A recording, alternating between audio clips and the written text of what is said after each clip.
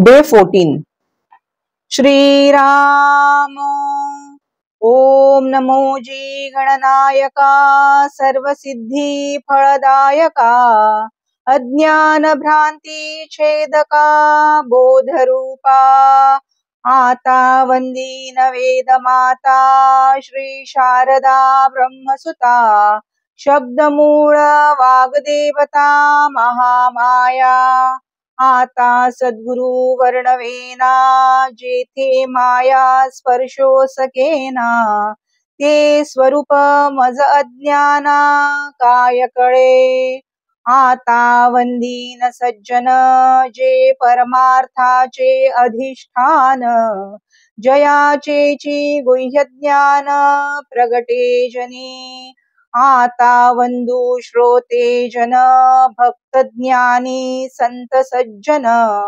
विरक्त योगी गुणसंपन्न सत्यवादी आता वंदू कवीश्वर जे शब्द सृष्टीचे ईश्वर ना तरी हे परमेश्वर वेदावतारी आता वंदू सकळ सभा जये सभेसी मुक्ती सुलभा जेथे स्वये जगदीश उभा तिष्ठ तू भरे आता स्तौ हा परमार्थ जो साधकांचा निज स्वार्थ ना तरी समर्थामध्ये समर्थ योग हा धन्य धन्य हा नरदेहो येथील अपूर्वता पाहो जो जो की जे परमार्थला हो तो पावे सिद्धी ते जय जय रघुवीर समर्थ।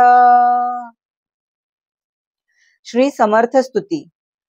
बालपणापासूनच न्याहाळलेल्या अनुभवलेल्या सर्वसामान्य जनजीवन क्रमाचे स्वरूप समर्थांनी तपश्चरणाच्या कालखंडातही अनुभवले।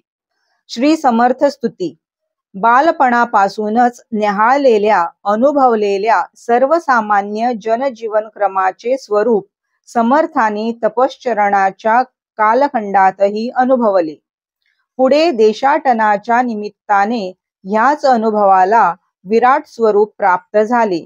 व्यापक जीवनशैलीचे स्वरूप वेगवेगळे असले आणि काळवेळाच्या बदलावामुळे जीवन चलचित्र बदलले तरी मूळ संकल्पना बदलत नाहीत।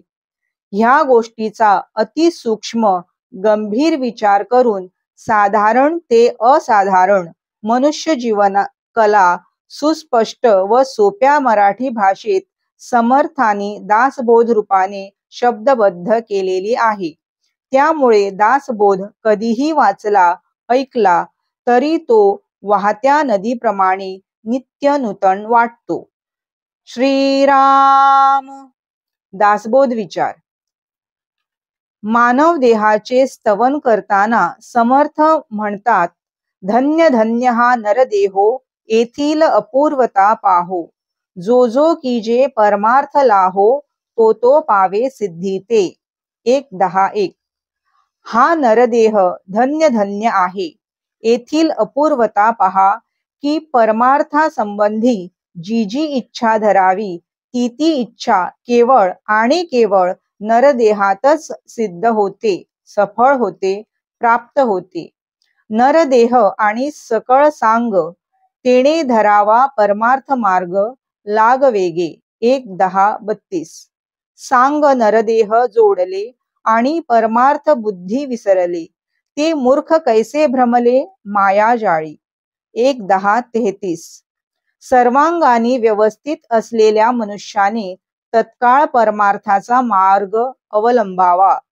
सर्वांगानी युक्त असा मनुष्य देह मिळाला आणि परमार्थ बुद्धीच विसरला असा मूर्ख माया जाळ्यात भ्रमित झाला असे समर्थ सांगतात। श्रीराम। प्रश्नमंजुषा। कालची उत्तरे। समर्थांच्या समाजशास्त्राच्या अनुभवाला इंग्रजीत सोशॉलॉजी म्हणतात। मानव देह सर्वश्रेष्ठ आहे।